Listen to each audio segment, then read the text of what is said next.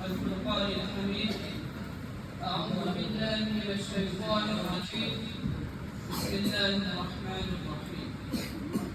واتقوا يوما ترجعون فيه إلى الله ثم توفى كل نفس ما كسبت وهم لا يظلمون. سورة البقرة آية نمبر 281. عن أبي هريرة رضي الله تعالى عنه قال قال رسول الله صلى الله عليه وسلم: من كان يؤمن بالله واليوم الآخر فليقل خيرا أو ليصمت. في صحيح البخاري. সমস্ত প্রশংসা সেই মহান রব্বুল আলামিনের জন্য, যিনি মহিয়ান দয়াল সর্বশক্তিমান অনন্ত অসীম, যাহার অদৃশ্য ইশারায় সমগ্র সৃষ্টিজীব আপন আপন কাজে নিমগ্ন, সকলে অন্তরের অন্তঃস্থল থেকে করে তার হামদ সবাই বলে আলহামদুলিল্লাহ। অতঃপর সদা জ্ঞান করে সেই মহান আলমের প্রতি যিনি আগমন করেছিলেন বিশ্ববাসীর অনুরূপে প্রান্ত প্রতীকের পথের দিশার রূপে, যিনি বিশ্ববাসীর নজরে আল আমিন সাদিক আমানতদার উপাধি করেছিলেন, যে নবী করিম সাল্লাল্লাহু আলাইহি ওয়াসাল্লামের উপর দরুদ ও সালাম বর্ষিত হোক। সবাই বলে আল্লাহুম্মা সাল্লি আলা মুহাম্মাদ ওয়া বারিক আলাইহি। তো প্রিয় ভাই সকল, আমি আপনাদের সামনে কিতাবুল্লাহ থেকে আলোচনা করেছি। আয়াতুল সমাবের নতুন প্রস্তাব কয়েকটি তাফসীর সম্পর্কে আলোচনা করব ইনশাআল্লাহ।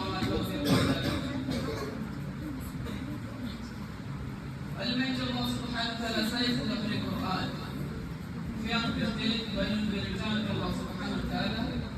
Then every person will be placed in full fighting of death and death. Wrong, and they will be not wrong in their list. Al-Quran. সর্বপ্রথম আমরা জেনে নেব যে এই শায়নুল কি। Allah subhanahu wa ta'ala যত মাখলুক সৃষ্টি করেছেন, এই মাখলুকের মধ্যে সবথেকে উত্তম আশরাফুল মাখলুকাত মানুষকে সৃষ্টি করেছেন। আর এই মানুষ জাতির দুনিয়ার সুখ সমৃদ্ধি এবং আখিরাতের কল্যাণের জন্য পবিত্র একটি নির্দেশিকা হিসেবে, পথ নির্দেশিকা হিসেবে আল কোরআনকে অবতীর্ণ করেছেন। এই আল কোরআন নবী করিম সাল্লাল্লাহু আলাইহি ওয়াসাল্লামকে অবতীর্ণ করেছেন। এটি জানা দরকার, আমরা সকলেই জানি যে নবী করিম সাল্লাল্লাহু আলাইহি ওয়াসাল্লামের উপর একতরফাভাবে একগুচ্ছভাবে অবতীর্ণ হয়। এটি নবী করিম সাল্লাল্লাহু আলাইহি ওয়াসাল্লামের উপর 23 বছর ধরে আল্লাহ সুবহানাহু ওয়া তাআলার হুকুমে জিবরিল আমিন ওহী এসেছে। অবতরণের দিক থেকে পবিত্র কোরআনে যতগুলি আয়াত আছে, এই আয়াতের মধ্যে এক শ্রেণীর আয়াত যেগুলো কোন উপলব্ধ এবং কোন প্রশ্নের জবাব ইনশাআল্লাহ আল্লাহ সুবহানাহু ওয়া তাআলা নবী করিম সাল্লাল্লাহু আলাইহি ওয়াসাল্লামের উপর অবতীর্ণ করেন। আর দ্বিতীয় শ্রেণীর আয়াত সেগুলি যেগুলো কোন উপলব্ধ এবং কোন প্রশ্নের জবাবে আল্লাহ সুবহানাহু ওয়া তাআলা নবী করিম সাল্লাল্লাহু আলাইহি ওয়াসাল্লাম অবতরণ করেন। আর মুফাসসির কেরাম এই দ্বিতীয় শ্রেণীর আয়াতসমূহকে শায়নুল হিসেবে আখ্যায়িত করেন। তো এই আয়াতের প্রেক্ষাপট বা এই আয়াত অবতীর্ণ হওয়ার কারণ কি, কোন প্রেক্ষাপটে এই আয়াতটি অবতীর্ণ হয়েছিল? ইমাম কারবী রাহিমাহুল্লাহ বর্ণনা করেন, বনু আমির ইবনে উমাইয়া বনি মুগীরাকে বলতো যে আমরা তোমাদের শুধু হুকুম করে দিলাম, তোমরা আমাদের খুশি ফেরত দাও। তখন বনু মুগীরা বলতো যে আমরা এখনো সংকটের মধ্যে আছি, ফল পাকা পর্যন্ত আমাদেরকে অবকাশ দাও। তখন বনু ইবনে আমর উমাইয়া এই প্রস্তাবে সম্মত হলেন না এবং এই প্রেক্ষাপটে আল্লাহ সুবহানাহু ওয়া তাআলা এই আয়াতটি অবতীর্ণ করেন। রাইসুল মুফাসসিরিন হযরত ইবনে আব্বাস রাদিয়াল্লাহু তাআলা আনহু থেকে বর্ণিত, তিনি বলেন এই আয়াতটি সূরা বাকারা যে আয়াতটি তেলাওয়াত করেছি, এই আয়াতটি পবিত্র কোরআনের সবথেকে শেষে অবতীর্ণ আয়াত। এই আয়াতের পরে আর কোনো আয়াত অবতীর্ণ হয়নি। আর এই আয়াত অবতীর্ণ হওয়ার পর নবী করিম সাল্লাল্লাহু আলাইহি ওয়াসাল্লাম শুধুমাত্র 31 দিন জীবিত ছিলেন। আর কোন আয়াত মধ্যে শুধুমাত্র 9 দিন জীবিত ছিলেন। আর তাফসীরে ইবনে মাজাহিরে ইবনে আব্বাস রাদিয়াল্লাহু তাআলা আনহু বরাত দিয়ে বর্ণিত আছে, নবী করিম সাল্লাল্লাহু আলাইহি ওয়াসাল্লামের উপরে এই আয়াত অবতীর্ণ হওয়ার পর শুধুমাত্র নবী করিম সাল্লাল্লাহু আলাইহি ওয়াসাল্লাম শুধুমাত্র 21 দিন জীবিত ছিলেন। আর কোন আয়াত মধ্যে শুধুমাত্র 7 দিন জীবিত ছিলেন। আর এই আর ইন্তেকাল করেন 11 হিজরি সোমবার প্রভাবের পর। এই আয়াতটি এত কেন এত গুরুত্বপূর্ণ? মুফাসসিরগণ এই আয়াতটি পবিত্র কোরআনের সর্বশেষ অবতীর্ণ আয়াত হিসেবে উল্লেখ করেছেন। অর্থাৎ এই আয়াত আমাদেরকে শিক্ষা দেয় যে বিদায় মানে বিদায় বাণীর মতো ফিরে যাওয়ার দিনকে ভয় করা। আল্লাহ সুবহানাহু ওয়া তাআলা এই বার্তাই আমাদেরকে দিয়েছিলেন। আল্লাহ সুবহানাহু ওয়া তাআলা এই আয়াতের মধ্যে মানুষের হক, হালাল ও হারাম সম্পর্কিত বয়ান করেছেন। এই আয়াত অবতীর্ণ হওয়ার আগে যে আয়াত অবতীর্ণ হয়েছে, যে আয়াত আছে, সেটি আল্লাহ সুবহানাহু ওয়া তাআলা সেই আয়াতের মধ্যে সুদ বর্জনের কঠোর নির্দেশ দিয়েছেন। মুসলিম শরীফের বর্ণনায় নবী করিম সাল্লাল্লাহু আলাইহি ওয়াসাল্লাম বলেছেন যে সুদখোর, সুদদাতা এবং রেফাক এবং সাক্ষী সবাই উচ্চারিত। সেই জন্য এই আয়াত শুধুমাত্র ভাবাবেগ নয়, এটি আখিরাতের এবং লেনদেনের জন্য, আমাদের লেনদেনের জন্য খাঁটি সত্যতার ডাক। ইবনে তাফসীর তিরমিজি শরীফের বর্ণনায় নবী করিম সাল্লাল্লাহু আলাইহি ওয়াসাল্লাম বলেন যে আদম সন্তানকে কিয়ামতের দিন, অর্থাৎ শেষ বিচারের দিন, আদম সন্তানকে পাঁচটি প্রশ্ন করা হবে।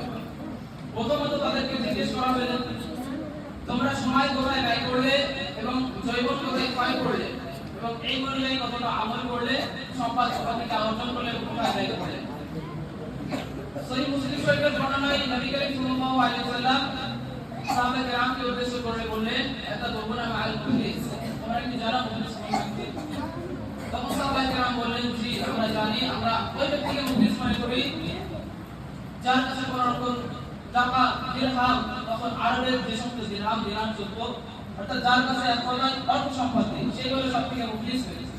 তো নবী করিম সাল্লাল্লাহু আলাইহি ওয়াসাল্লাম বললেন যে আমার উম্মতের মধ্যে সবথেকে মুখলিস ব্যক্তি হোক ওই ব্যক্তি যে কিয়ামতের দিন নামাজ, রোজা, হজ, যাকাত প্রভৃতি সওয়াব নিয়ে উঠবে, কিন্তু দুর্ভাগ্যের বিষয় সে কারো গালি দিয়েছে, কারো মানহানি করেছে, কারো রক্ত ঝরিয়েছে। ফলস্বরূপ তাকে এসে যে তার যে সমস্ত সওয়াবগুলি আছে সেই মুসলিম ব্যক্তিকে দেওয়া হবে এবং সেই মুসলিম ব্যক্তির যে সমস্ত গুনাহ আছে তার উপর চাপিয়ে তাকে জাহান্নামে নিক্ষেপ করা হবে। তাহলে প্রিয় ভাইরা, আমাদের করণীয় কি? আল্লাহ সুবহানাহু ওয়া তাআলা এই আয়াতের মধ্যে আমাদের সমস্ত ইনসানের জন্য তিনটি মেসেজ দিয়েছেন। প্রথমত আল্লাহ সুবহানাহু ওয়া তাআলা এই আয়াতে বলেন, ওয়াত্তাকু ইয়াওমান তুরজাউনা ফীহি ইলাল্লাহ, অর্থাৎ ওই দিনকে ভয় করো যে দিন তোমরা আল্লাহ সুবহানাহু ওয়া তাআলার কাছে ফিরে যাবে। সুম্মা ক্বাল তুওয়াফা কুল্লু নাফসিন মা কাসাবাত, অর্থাৎ দ্বিতীয়ত আল্লাহ সুবহানাহু ওয়া তাআলা এর মধ্যে বলেছেন যে প্রত্যেককে তাদের সমস্ত পরিপূর্ণ আমলের যে সমস্ত কাজ করেছে সেগুলোর পরিপূর্ণ বদলা দেওয়া হবে। ওয়া ক্বাল ওয়া হুম লা ইউযলামুন, অর্থাৎ আল্লাহ সুবহানাহু ওয়া তাআলা এই আয়াতের শেষে বলেছেন যে তাদের উপর কোনো রকম অবিচার করা হবে না। তো প্রিয় ভাই সকল, আমাদের করণীয় কি? সর্বপ্রথম আমাদেরকে হালাল আয় ব্যয় করা, অর্থাৎ আমরা সমস্ত রকমের হারাম উপার্জনকে ত্যাগ করব এবং সুদ, ঘুষ ইত্যাদিকে কঠোরভাবে বর্জন করব। দ্বিতীয়ত আমরা যদি মানুষের হক নষ্ট করে থাকি, সেই হককে পরিপূর্ণভাবে পরিশোধ করা। আর যদি কারো মানহানি করে থাকি, কারো গীবত করে থাকি, তাহলে সেই ব্যক্তির কাছে ক্ষমা চেয়ে নেওয়া এবং আল্লাহ সুবহানাহু ওয়া তাআলার কাছে সেই ব্যক্তির জন্য দোয়া করা। তৃতীয়ত আল্লাহ সুবহানাহু ওয়া তাআলার কাছে ইস্তিগফার ও তওবা করা। নবী করিম মুসলিম শরীফের বর্ণনায় নবী করিম সাল্লাল্লাহু আলাইহি ওয়াসাল্লাম বলেছেন, রাতভর তাহাজ্জুদকারী এবং দিনভর ইবাদতকারীর জন্য আল্লাহ সুবহানাহু ওয়া তাআলা নিজের সমান হাত প্রসারিত করেছেন।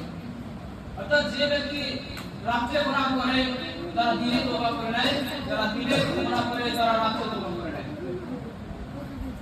যতটুকু আমাদের সবার উচিত যে আমরা নিজেদের দিন শেষে সবার উচিত যে আমরা নিজেদের নামকে পাঁচটি কোশ্চেনের সামনে দাঁড় করা। প্রথমত আমরা সময় কোথায় ব্যয় করলাম, হক আদায় হলো কিনা, এই অনুযায়ী কতটা আমল করলাম, এবং সম্পদ কোথা থেকে আয় করলাম এবং সম্পদ কোথায় ব্যয় করলাম। পঞ্চমত আল্লাহ সুবহানাহু ওয়া তাআলা নির্দিষ্ট সময়ে আমাদের উপর যে সমস্ত ইবাদতগুলি ফরজ করেছেন সেইগুলিকে পরিপূর্ণ হক, সেই ইবাদতের পরিপূর্ণ হককে আদায় করা। এবং সর্বশেষে আমাদেরকে কোরআন শেখা এবং আমাদেরকে শিক্ষা দেওয়া। এই অনুযায়ী আমলই হলো সবথেকে মুক্তির পথ।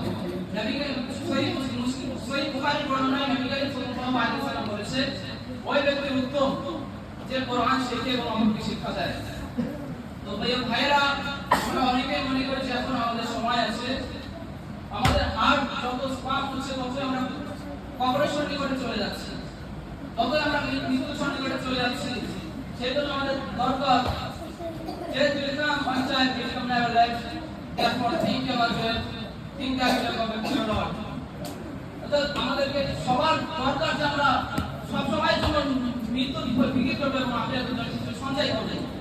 সর্বশেষে যদি এই আয়াতের বিকাশ সম্পর্কে বলা যায় তাহলে আল্লাহ সুবহানাহু ওয়া তাআলা এই আয়াতের মধ্যে আমাদেরকে স্মরণ করে দেয় যে আমাদের সবার আল্লাহ সুবহানাহু ওয়া তাআলার কাছে ফিরে যেতে হবে এবং আমাদেরকে পরিপূর্ণ যে সমস্ত আমল করছি সেগুলো পরিপূর্ণ বদলা দেওয়া হবে এবং আমাদের